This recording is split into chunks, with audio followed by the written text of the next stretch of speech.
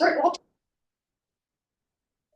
right, welcome everybody to SGMP Florida Capital Chat. Oh, look, the chairs have wheels. This is awesome.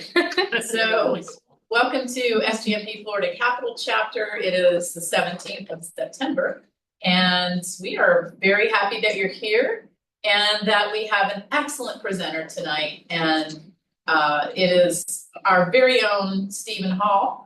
And Stephen is a former president of SGMP. In fact, he's the immediate past president of SGMP, and he is very, very busy in his role. Tell us about your role and what you do and about meeting planning, if you don't mind, before we jump into the subject, which is contract negotiation and management. Sure. Professionally, I work with the Florida State Court System and deal with and organize meetings and events with them, along with a host of other folks who do even more of them full time. And I kind of got started in it because I have to approve all the contracts, and I would see the same hotel with two very different contracts being dealt with by different people, and that's when we started realizing, we need to add a little more uniformity to it. And so we got more into doing that at the office, and that got me into meeting planning, where I handle a lot of the stuff for the folks who don't do it full time. So all of our units do lots of committees and other things. So when they need a meeting twice a year, they don't have someone who's used to doing that. So they're able to come in and do it, give me the information. I'm able to source it for them. That's awesome. That's great. And your title at your organization? I'm the Chief of General Services. Excellent. That is anything that's not specific ends up in my plate. Yeah. And how many meetings do you plan, Stephen, typically? I directly plan one conference a year at minimum, but then I'm also helping do site selection for anywhere from 5 to 15 others, depending on the need of that year. That's great. What's to share my screen? Oh, it must. Oh, I see. Okay. Wow. I see. Trying to go on Facebook Live, but it might be because there's too many monitors here. We may not be able to do that.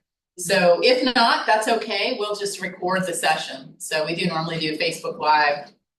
It's saying up there. I see it says Facebook Live. Let me see if I can use my phone to confirm if we're there. Yes. But anyway, yeah. So.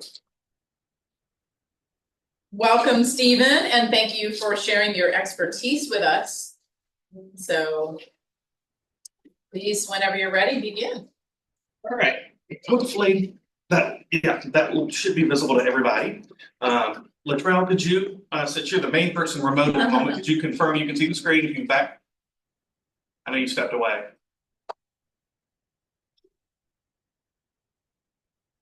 May still be stepped away, so we're just going to assume, because it looks like it should, that it is working. If we can fine. see you right there, yeah. That's how they see you. And that's a camera up there. Yeah. Okay, well, wanted to cover a few things.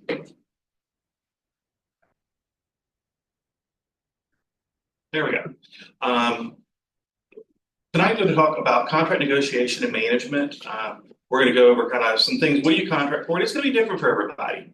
Some are going to do a lot of the things on what I'm going to discuss. Some are only going to do one or two. I love that we've got folks on both sides, the planner and the supplier in, have an open dialogue to, if I say something and you're going like, ouch, no, that's not quite right. Or, hey, we have a preference for, something different. Speak up, let me know. Then talk about kind of negotiating options for best value, not lowest price, but what's your best overall value that you're going to get for your group. Then some important clauses to have in there. Then a number of new statutory requirements that have popped up over the last couple of years, including some that are new as of July 1. And then a few things on managing your contractor.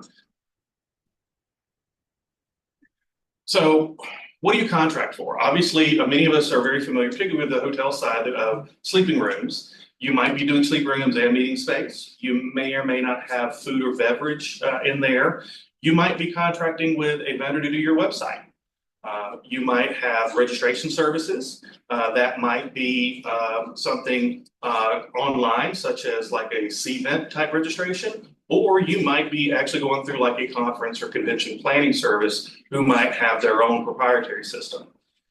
You might be doing an event app, collateral materials, so your goodie bags and that sort of thing you might have for those who can have it. Security, speakers, consultants, and the consultants that kind of, some of this gets more into not just your on-site event. You might have somebody who is doing a study of your either like your members or the areas you're focusing in, and trying to find out what are their needs, what are the things, whether education needs or what are their needs for some other area that is within your particular group. Entertainment. Wellness has got to be very popular at meetings, some sort of wellness component. Transportation, for those who are involved. I know we've had a number of members who are have exams as part of some of their meetings and events, and so testing and proctors. And then what are some other services or service providers that you all have any experience contracting with?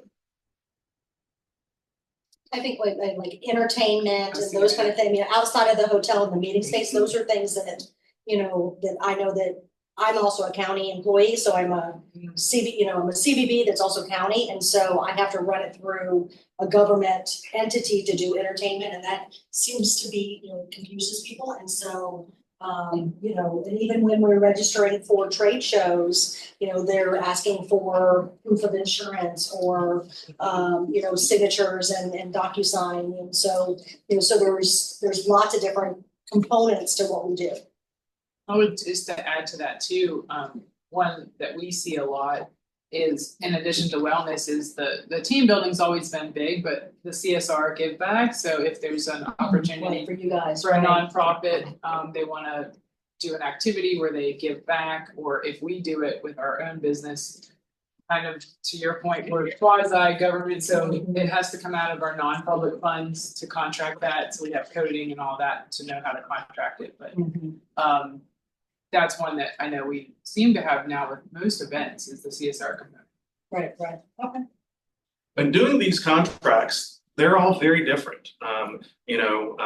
All of us, I think, are very familiar with your standard hotel meeting room, sleeping room, maybe food and beverage. But if you're going into the stuff along the technology side, where you're getting the website, registration services, maybe an event app, well, there's a level of specificity that you have to get into with those that, is entirely different. You're not worried about, the amount of uptime at the hotel. The hotel has ours open 24 hours a day. You've got your check-in, check-out times and the number of rooms, but making sure that the website, a website or your event app is available 99.9% of the time, or whatever your service level might be. There's a consequence often to the vendor if they don't meet that. Maybe you're getting a credit or something else. Maybe there's actual deduction you take off the invoice. But the more you get into some of these other topics, the more there are other things you have to consider, both during the contracting phase and when you are managing them after the fact. And if it's not in the contract, it's not happening, is a big thing to keep in mind when you do that. If you get into consultants beyond a speaker, that also has a different level of specificity. If you're wanting them to do a comprehensive survey and study of your membership for your organization to determine the educational needs and what's going to help them be able to succeed in their career and promote up. Well, that's a very different skill set than anybody else that you might be working with normally. And speakers are notoriously interesting to contract with. And there are those that you have more wiggle room than not. It really is going to vary. Sometimes you have someone who you're like, wow, this person is being extremely demanding in particular, and I barely knew who you were. You might have had maybe they were, somebody that had a TV show in the eighties for a season. And, you know, they have demanded all these things, and there are often reasons why they have some of these demands. And some of it is to give themselves an out.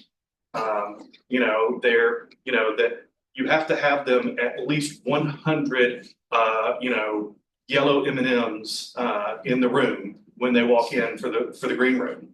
And if you don't, they can actually leave and still get paid. So there are these things, and some of them are more negotiable than others, but it is a very different type of thing to talk about. And then when you're dealing with transportation, that's a whole other level of like insurance and risk management that you've got to make sure that it's a reputable company dealing with. So what you contract for is going to dramatically change just how much time and effort you have to put into it, and sometimes how much you may need help from somebody else. And that person isn't always going to be a lawyer. I work with lawyers all the time, and we have discussions about contracts, because it's like, well, yes, that is legally sufficient, but I don't think it protects us enough. You know, it's legally sufficient to have that clause in there for those 100 M&Ms, but I don't think from a business perspective, it's a good idea to have that. So I'm going to want to push back on something that the lawyer is not necessarily going to catch. So it's a team effort sometimes, particularly when you're getting out of your standard. Negotiating for best value, and you know, as I said earlier, it's not the lowest price. It's not always you're getting the most. It's you are doing the best you can for your particular group. And you know, I often deal with stuff that relates to, as I say, staff, your regular line staff, not your VIPs, not your people who are your senior directors who have, you know, 6-figure salaries. Folks who are, you know, your average state employee making $40,000, maybe $50,000 a year. Well, in that, you know, you have to keep in mind who you are is going to be your audience, and that's where, I mean, I assume most all of you know that the state reimbursement rates have been $6 for breakfast, $11 for lunch, and $19 for dinner since I think that got increased in 2008. You know, so that, you know, with that in mind, if that's the person you're dealing with, somebody who is a single parent making $40,000 a year, well, taking them somewhere and breakfast being $18 is, you know, can be problematic for them, because they're going to lose money, and they're also not going to want to travel. Or I've known plenty of folks, they're coming in, particularly if they know there's a fridge at that hotel. They've got their stuff for at least some of their meals, so that they can, you know, make that work. In ways that you're dealing with trying to find best value, you've got history is one concept, and it's not just the history of your meeting or event. It is your own history and experience, but it's also that relationship you may have with a hotel. Or whomever I'm going to focus a lot on hotels, but when I say, you know, that it can really go across a whole host of different contract types. But there's a lot of these, there's a yin and yang. Having that established relationship that, you know, they know exactly who you are. When you send an email, you pick up the phone, whatever, they know you, they know your needs. There's some great things that happen because of that. But sometimes that person you have no history with, who is either it's a new hotel or it's a new salesperson or a new contractor of some type, well, they're hungry for business. So sometimes it's that other side of the coin, to where a new relationship can be just as beneficial, sometimes more, than an established relationship. Season, we all know, you know, no matter how much many of us try to tell folks, don't try to go to this city and during this time of year. Like, don't come to Tallahassee and expect, you know, a football weekend to get in the room. You know, you're going to have your Monday, Tuesday, Wednesday. Like, get out by Thursday. So, and the same is true graduation here. But, you know, every city has its major events and ups and downs. So, understanding the season, and then working with your hotel and others on openings. You know, what are your need dates? I always try to get folks to come to me before they set the meeting date. Because coming in and saying, okay, the meeting is gonna be November 10th, and I'm like, oh, so right at Veterans Day. So that may be a good thing in some places, it may be a bad thing. It depends on where they want to meet. But when they say they want to meet at this exact city on this exact date, you start getting limited. And then that's where I often try to say, well, are you okay with this city or this city? You know, are you okay with maybe sometime in these couple of weeks? Because then go back to those relationships and you can ping one or two hoteliers and say, hey, do you have any need dates, or do you have anything like you're having a citywide, avoid us at all costs, you can't afford us, you know our budgets. So that is another part of those openings. Concessions are very important. We utilize them a lot, and your concessions go both ways. Sometimes you need to, you're asking for a whole lot, but you need to be willing to back down. Go ahead and ask for everything. Go ahead, your first salvo out there, just go ahead and throw your entire wish list at everybody and see what happens. You might get a lot of them, but also be willing to back down on that. And work with them to say, well, hey, if you can't do this, what can you do? Stephen, can I interrupt a Yeah. question on concessions? This is just a question of concessions. I find there's kind of the two philosophies, like you said, you can ask for everything. I find that if you ask for too many, it's very challenging for the hotels to prioritize. And I find that it almost stops the negotiation. It makes it causes frustration. And so, is there, I guess, can you speak to that in, how do you prioritize, or, obviously you don't want to leave things on the table that you could get, but how do you kind of negotiate that back and forth? Well, first off, don't be too greedy. Ask for what you need first. I often put mine in a priority order. Yeah. Say, the one free room for every 40 nights. That's not always that important to me. A lot of hotels will give it to you. It is helpful. Don't get me wrong. I want it if I can have it, but I might be more interested in inclusive Wi-Fi in the meeting space. And that's one of those concessions that does happen sometimes. Sometimes it happens as part of a meeting room rental. Sometimes, when it's an entirely separate thing, it can get incredibly expensive. But that then also gets you in some of these to where maybe you're going to a hotel that has started offering free Wi-Fi in their meeting space. A number of them have started doing that. Not everybody. But that doesn't mean it's gonna work. Right. And that's where, well, yeah, that is true. Hopefully reliable Wi-Fi, but if I'm paying for it, I will make sure it works. But I normally try to put, if it's not something that's a must, I usually will put preferred, or would like to have some version of this. Okay. And something that's used a lot in government contracts is a concession of coffee in the meeting room or outside the meeting room at a break, because the vast majority of government groups cannot directly buy food.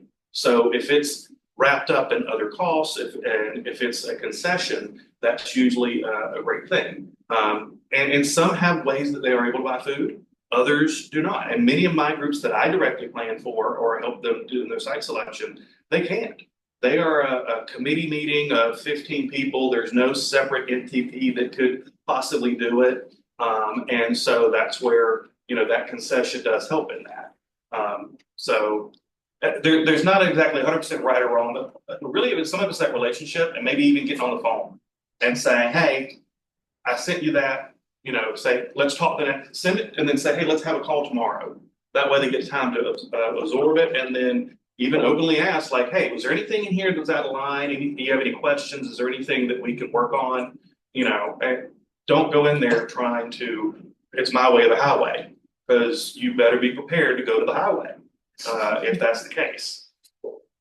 Another thing that we've done, even with some of our groups that could do food, are getting a little more creative on the menus. Sometimes we've not been able to take the menu that was offered by the hotel, and we've had some very good looks saying, hey, here's our budget. what can we do with this? And letting them go back to their chef or whomever is making the decision and come up with something that's not part of their standard menu that will work. Another thing that we've done for many years is taking the dessert that would otherwise be served with lunch and it's served with the afternoon break. So we'll have like water, tea, lemonade, and the cookie or cheesecake or whatever it was going to be. That way, we're giving them an afternoon snack. The attendee is like, yes, I get this. And they don't know that they would have gotten it anyway. We're just giving it to them 2 hours after lunch. But that kind of, lets you stretch things out a bit. And then, one thing that does get a little, can get dicey is, more healthy menus. And that is something, we should try to always make sure that we choose a menu that we hope most vegetarians can, eat off of and not feel that their only option is salad. Or the sides, I can tell you firsthand, from actually years ago at an SGMP national conference where my meal was like cauliflower. It was like a cauliflower and there was no protein, it was like, but that was years ago, they've got that. Yeah, and sometimes that doesn't happen, sometimes we have to work with the hotel and say, hey, we've got 5 people who have this dietary restriction, they're vegetarian, they're vegan, they're whatever, and most hotels are very good to work with you on that. You give them that limited quantity, number one, in advance that, they can prepare for, and they can do something that plays off of and along with the other parts of the menu, but then gives, that, particularly when you get into allergies, that's especially important. Co-booking, we will often tag on to either a meeting that is already happening and we're like, hey, do you have space on Tuesday? So that we can add on to it and get the benefit of that rate. Or when we know that, hey, we're going to have a number of groups that are going to want to meet in the fall, let's talk and see if maybe 2 of them can pair up. Not all of them, because part of that can be a staff nightmare. Sometimes the same staff have to support all of them, or then they're out of the office for a full week versus 2 days. So you work around that, but we always try to glom on something to help that. If you're getting a meeting room for 20 people, you're not going to be a big fish in almost any hotel ever, unless it's a really small property. But if you can do 2 20-person meetings, you're still not a big fish, but you can get, getting 40 rooms is, you can often get a better deal than you can for 20, particularly depending if there's multiple nights. The other thing is multi-year.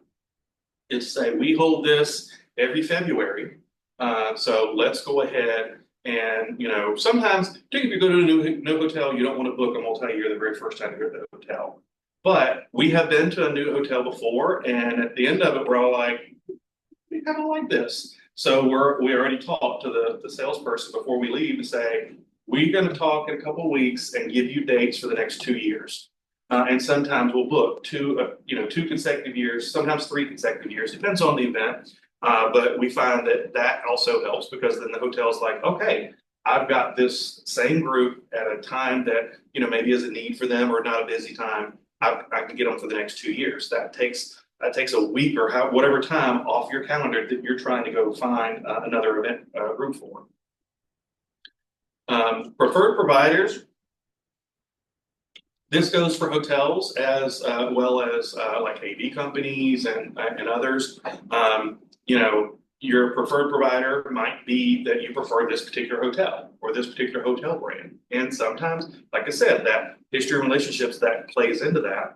But then sometimes you get in that habit and you're missing out and things slowly eke up and it's like, well, this isn't as great of a relationship as it was before. The other thing that we deal with on preferred providers, for a lot of our things, we have to get multiple quotes and proposals. So that's almost always something in our government contracts where it's like, yes, you have a preferred AV provider in the hotel, we will give them a chance to quote it, but we're going to have to quote 2 others or whatever that happens to be. And then, depending on your, the hotel and their policies, sometimes they want to charge to bring somebody else in. We've been very successful at requesting that be waived. We of course allow them, if they have like insurance requirements and that sort of things that are reasonable, but to charge an extra $3,000 because we're bringing in an AV company that came in considerably cheaper, we've tended to shy away from that. And the same goes, with, all those other services. Sometimes it's not easy to get multiple quotes for a consultant, but, a speaker, unless you've got somebody specific in mind for a specific reason, if you're looking for somebody to do leadership, well, there's a whole host of that. And that you can kind of work in with your budget of finding options as well as going to agencies for those.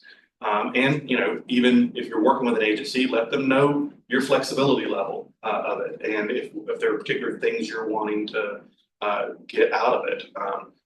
We worked with an agency a while back on finding someone who was, I guess they're still a star. I don't know if you ever become not one, but someone who had notoriety, who had struggled with substance abuse, to speak about their process and their recovery and how they've gone on to live a much healthier, happier life to folks who were like substance abuse counselors and that sort of thing. And they surprisingly had a couple of folks that they were able to work us with. CVBs and local partners, sometimes, we obviously know CVBs in the room, and they are a very, very good partner when it comes to everything. Any service you need, they're going to be able to give that assistance to you. But by local partners, that's where I'm going more into a local chapter of SGMP or another association or a nonprofit, to where maybe that's part of your group. You're putting on an event related to, like I said, substance abuse. Well, there are lots of centers around, and you're holding the event in a place where there may not be a CVB or may not be a very busy one because of it. Well, your local partners, they're going to have names, they're going to have numbers. So definitely use those when you can. On-site versus remote, that goes for everything, whether it's your meeting, the consultants, your even speakers. The person we ended up utilizing for the event I mentioned with substance abuse, we ended up having that person come in live via Zoom. It was not pre-recorded, it was live, then we were able to manage the interaction, but it was, an event in, I think it was Orlando, person was in Los Angeles. We made sure we had a good connection, they had a good connection, and it was seamless. It was not the same as having the person in the room, no, but it saved thousands of dollars versus having them come out. And if you've got somebody who's going to be talking for 45 minutes to an hour, that's definitely something to consider. You don't want to have an in-person meeting where you're spending all day in a room looking at a screen and having those people talk back to you, but having a single presenter, particularly if you've got a national expert or whatever, that's much more reasonable to have that. But when it comes to all those other types of services, there are many of them that make a big difference, whether they're providing the services on-site or remote. It just depends on what your needs are for your specific plan, what you're planning. I mentioned earlier service levels, like uptime versus also the hours you're expecting. If you've got some staff who are on site to help with registration, that sort of thing, all those service levels that ends up eating into your money. So if they've got to maintain a very high standard, they're charging you for that high standard. So if there are flexibilities in that, such as you don't need the registration line open after 8 p.m. And it can reopen at 8 a.m. That's a difference versus if you're dealing with a service where there's a phone line they can call for assistance and ask questions. If you can have that time from 8 p.m. to 8 a.m. shut off, then that's a much lower cost than having somebody there 24 hours a day. Timelines, this goes back to that flexibility, but then also making sure that your timelines are reasonable for you and them, and what you're doing. And the biggest thing really is just flexibility. The more flexible you can be about everything, the better, but you still want to make sure you've got the quality you need. I don't have examples of all these clauses, so don't worry. But, you know, I kind of more so on the left is talking a little bit more with the hotel stuff, and the right a little more of some of the others. But, you know, obviously you've got to have very, very clear your dates, rates, and your block information. If there's any ambiguity there, you know, does the block open early? Does it close? Is it open 3 days before, 3 days after? You know, all that needs to be in there. Concessions we already talked about. Your rights of termination. You know, we sometimes, depending on the event, we have what happens if we terminate. That's very common, but we sometimes put in there what happens if the hotel terminates us. We've had that happen once, many years ago, not since, but you know, that's not something you expect. It's pretty uncommon, but it is possible. And that same rights of termination goes toward your other vendors you're dealing with too. Clear payment terms, working with the state, you've got to have certain statutory language that are in there. Another thing that at least state government, I don't know that county would have it, is availability of funds. Where required, there's a statute that says we've got to say that it's subject to funding by the legislature. So if we all of a sudden the economy went into a downward turn, and they said, all right, we're pulling back, 10% of everybody's budgets, and we're curtailing travel. Well, we no longer have the funds. We might have some funds, but they now said we can't travel. So we have to have the clause in there for that sort of thing to happen. Security, who's providing it? If you're relying on the hotel, we deal with judges. So we have, here's a list of words you're not allowed to use, anywhere in the hotel. We're a little more lenient on that when we do a complete buyout, which that's uncommon. But when we are the only people at the hotel, it's not as big of a concern. But when you've got a hotel shared with other people, no matter what your group is, you need to be mindful of security in today's world. State has to have public records laws in there so that whatever records that the contractor does on their side, they're available for public inspection for a period of time. Venue and litigation, or if you end up going to litigation, where? Is it in your city, or is it in the hotel city, or some others? We'll make sure, for us, our primary concern is in a court in Florida. We can be a little flexible on venue. We get fussed at when it's not Leon County, but it's not a deal breaker usually. Litigation with ours, we have to say that each party pays their own expenses, including attorney's fees.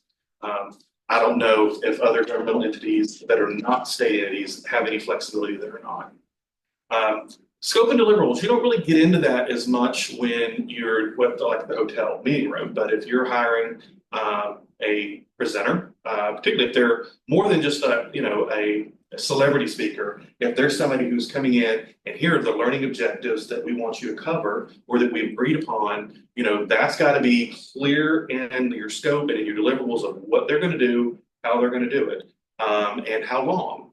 Sometimes it's based on time frames and other things. Performance measures, what happens if they perform, but it's not quite up to the standard?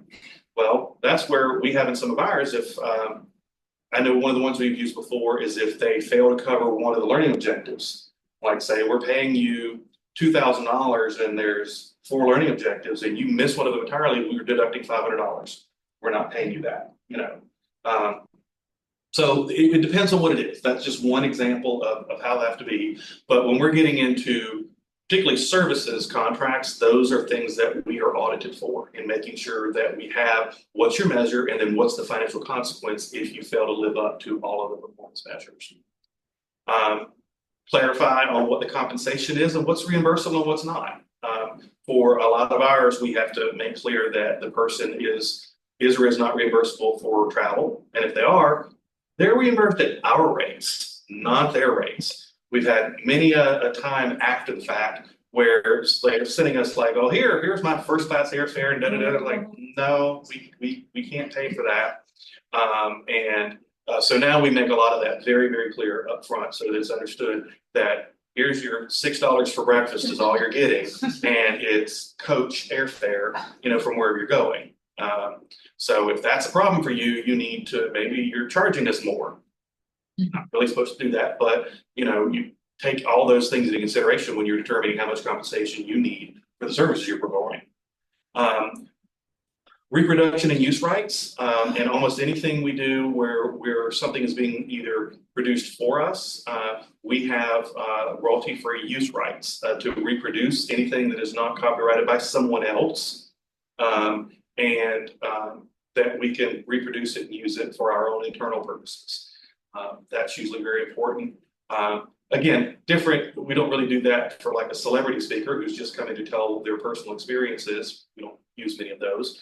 But if you're coming in and you're producing a 3-hour session on conflict resolution and management, some portions of that we'll want to reproduce to be able to train other staff.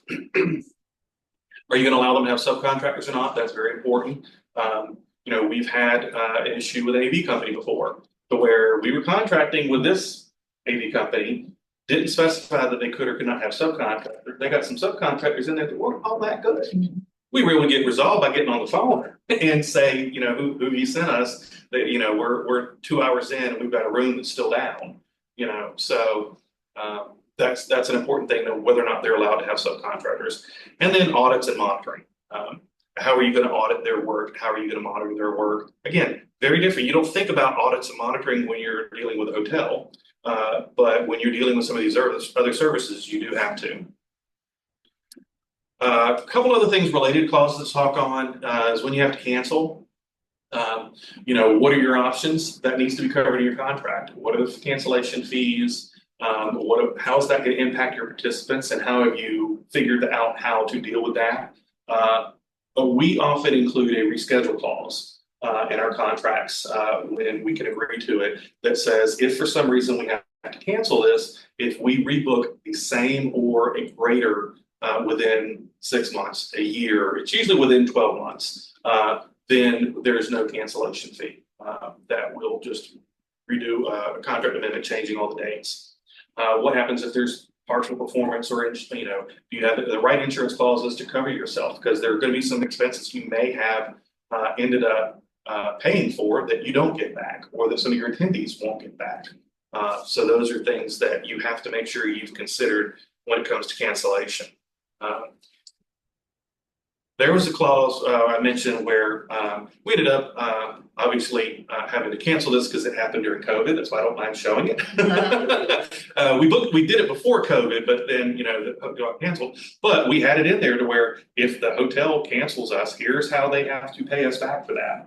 Because we were doing significant planning, lots of staff effort, lots of things were going into this, and it was something that we don't do a lot, but when you think there may be a risk with maybe a hotel you've not dealt with before, et cetera, or a service provider, sometimes it is good to have some sort of clause like this.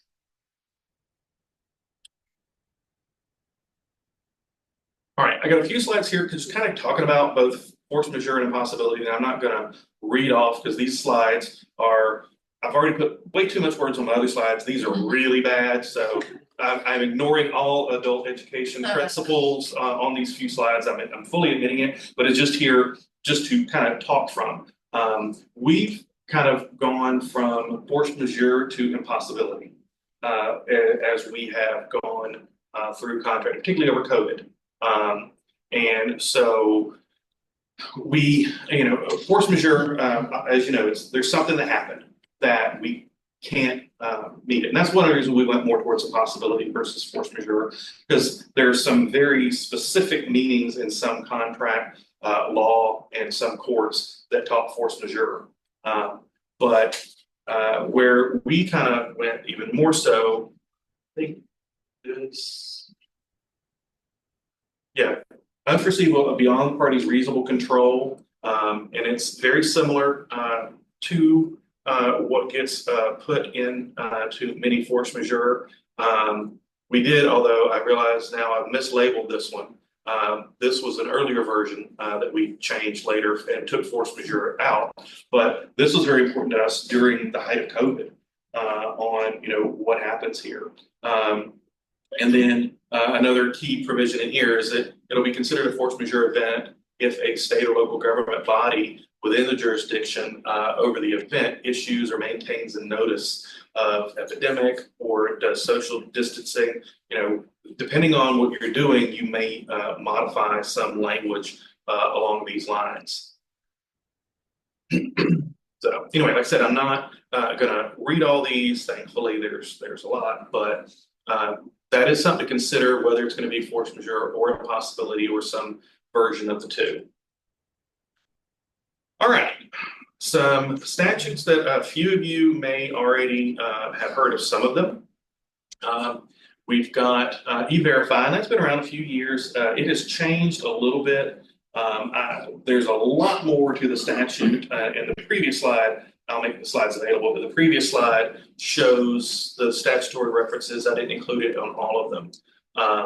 But with this, the current version requires all employers in the state of Florida who have 25 or more employees to use E-Verify.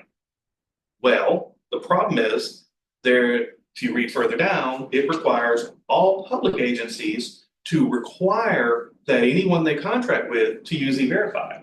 Well, that includes folks who have less than 25 employees. And we've had some interesting times with this and come up with, on our side, a certification statement that we've gotten our legal team and Inspector General and others to agree to, that you can certify that you tried to meet it, but DHHS, the people who run E-Verify, you can't sign up to use E-Verify if you have less than 5 employees.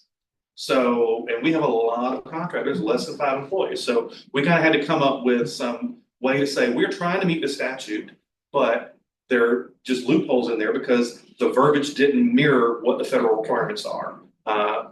So this is something that if you've not come into play with it and done a government contract, I would be surprised, because many of these ones that I'm reading now, it doesn't use the language that says like a state agency.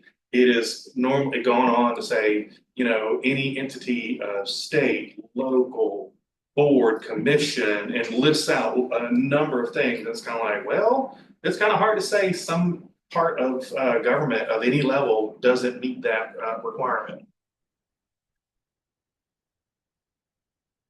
Foreign countries of concern.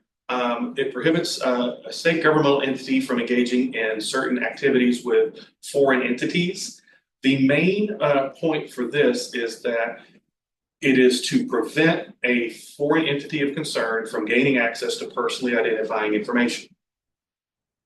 Personally identifying information is not defined. So, using the common definition of it, your name is personally identifying information.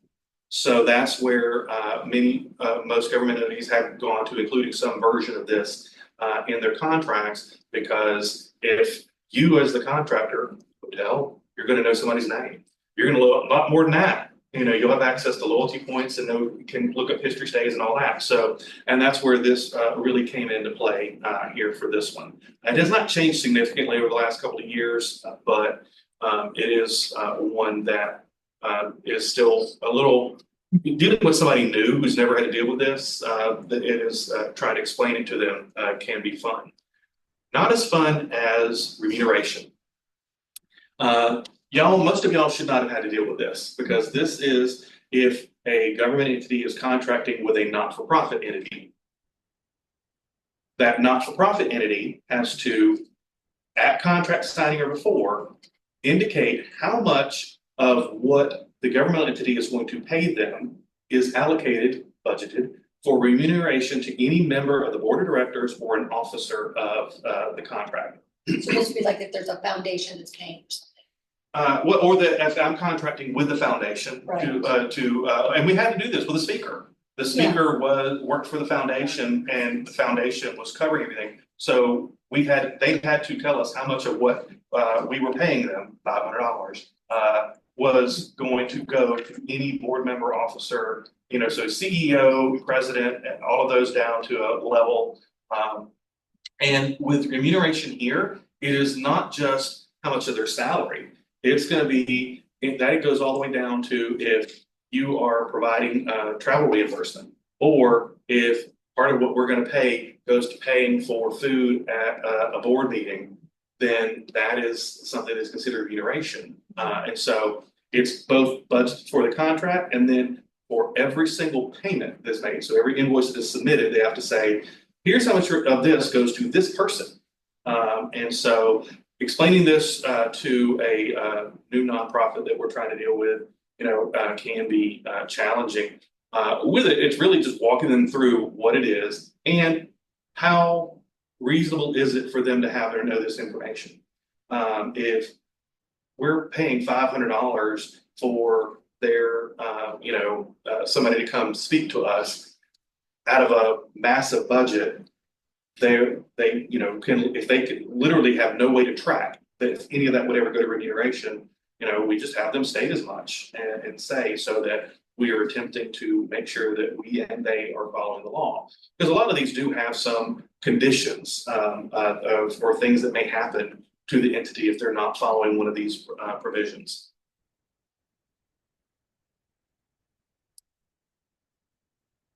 Forced labor, this is a newer one. And with it, it goes down to that someone who's a senior manager must certify in writing that the commodities they're offering were not produced in whole or in part by forced labor. And with this, it can be tricky because, the hotel, you're providing us a sleeping room, but there's a lot of commodities in that room.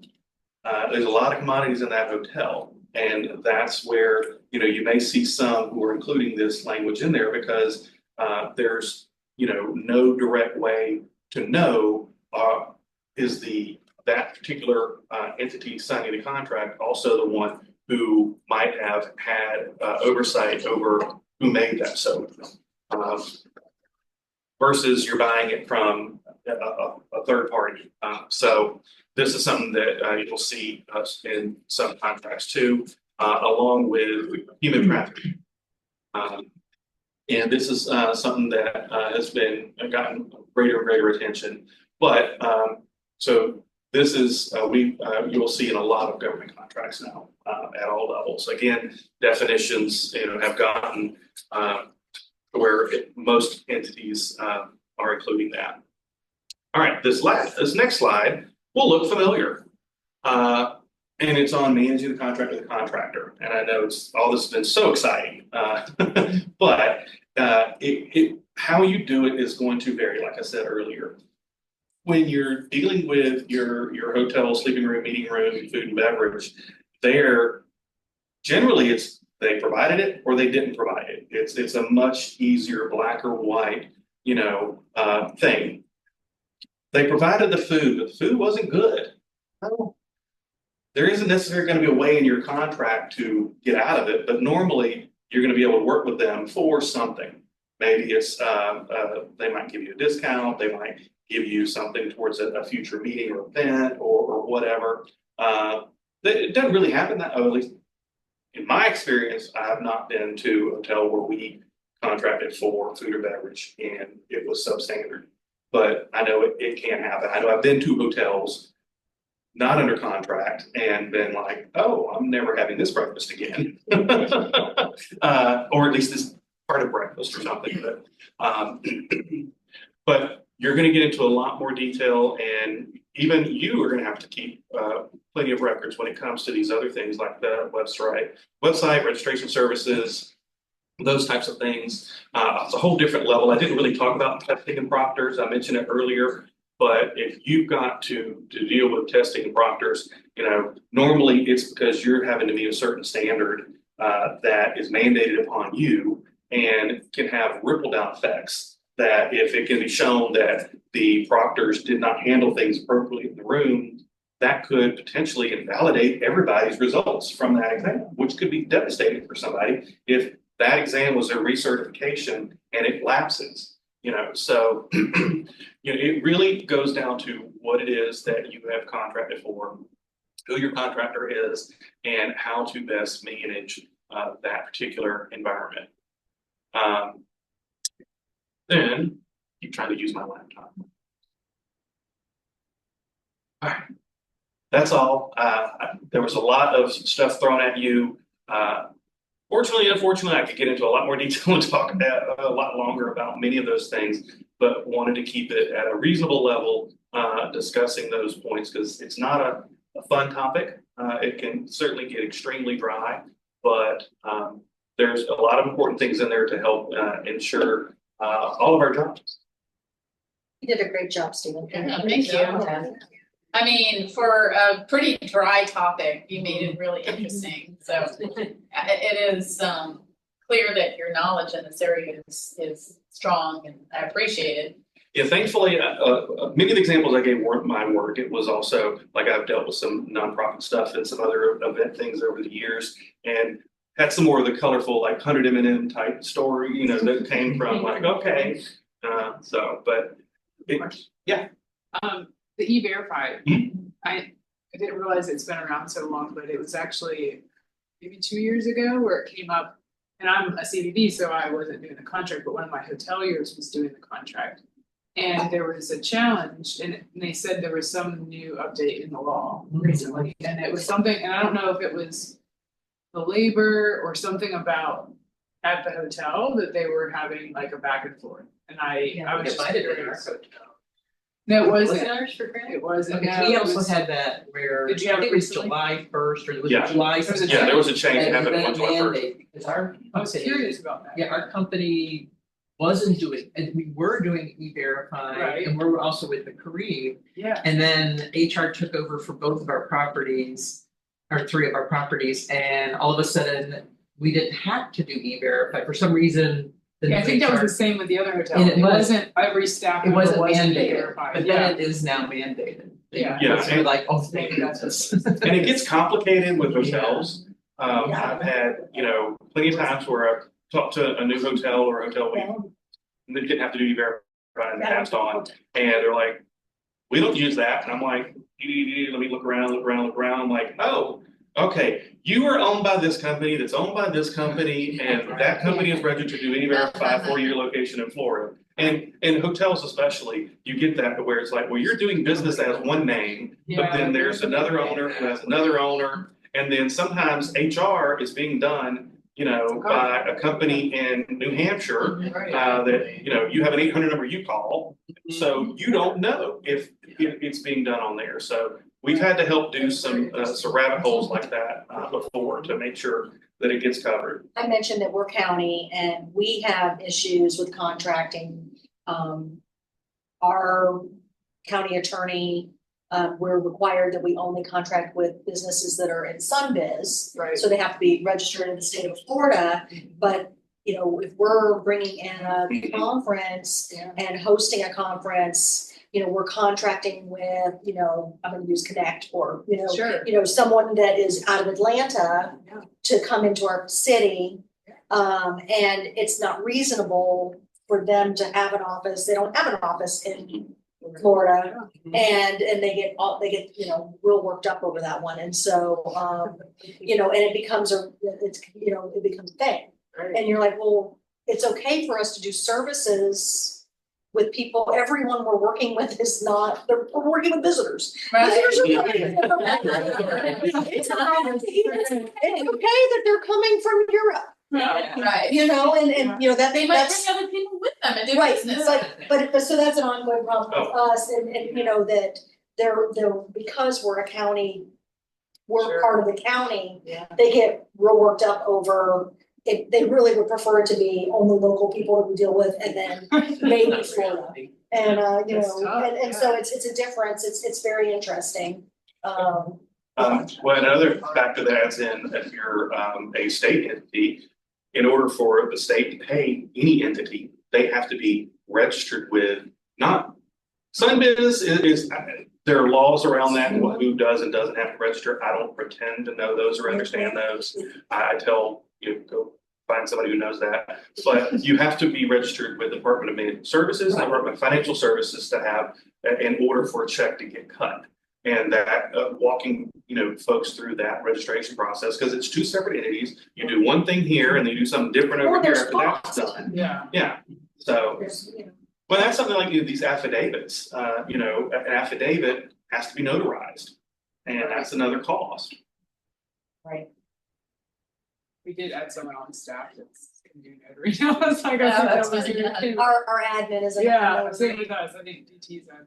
I know some who are trying to get staff to be authorized to do online notarization. Yeah. Now that's legal, so that way they can do it. Yeah, anybody. it is. Yeah. It's hard to find people though that, cause Yeah. I've had to have several things notarized. I actually have a notary in my own office, but Yeah, some notaries don't have that extra designation to be able to handle them. Yeah, you've got to have an extra designation, and then I believe you also have to go through one of several services. So that, like, you're on camera like this, so that everybody's on camera, and then the person has to hold their ID up, that it's verified. And then the document is sort of, I'm gonna say DocuSign, I don't know if it's DocuSign, but it's one of those electronic signature things to where the document's uploaded electronically. Everybody sees the same thing on their screens, and then all of that happens through a system like that. Interesting. I've seen some of those and heard about them. There is a cost for them, per either a monthly fee or per notarization, but I know of some entities that are trying to do that, and they're like, it's $8 or $10, we're just gonna eat that cost for this, because otherwise, it could be $25. I think that's the maximum allowed in Florida to have something notarized, is $25. It's interesting. Stephen, you did a great job, thank you. Thank you. Any other questions, thoughts? No? Hearing none? Thank you, everybody, for being here. Thank you to everyone who's watching on Facebook Live. Thank you to those of you, including Latrell, who are at a distance. So happy that you're here, and what a great program tonight. We look forward to seeing you next month. Next month, we have an excellent program, and our sponsor is Visit Orlando. And we will be at the Drury in Tallahassee, and the date is Tuesday, October 15th. So we look forward to seeing everyone there, hopefully in person. And if you can't attend in person, we always have a virtual option. So take care, everybody. Bye. Bye.